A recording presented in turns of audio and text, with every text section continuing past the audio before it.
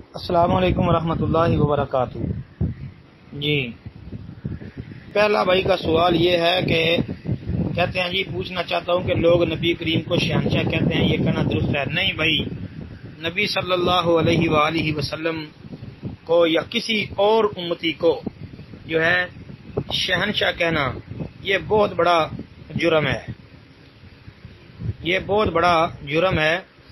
کسی کو بھی یہ شہنشاہ نام سے پکارنا یہ جائز نہیں ہے، اس لیے کہ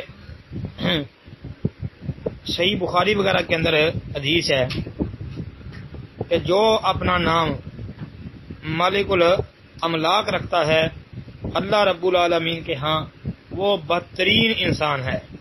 اور یہ شہنشاہ جو ہے یہ فارسی زبان کا لفظ ہے اور اس کا مطلب جو ہے نا وہ یہ ہے بادشاہوں کا بادشاہ۔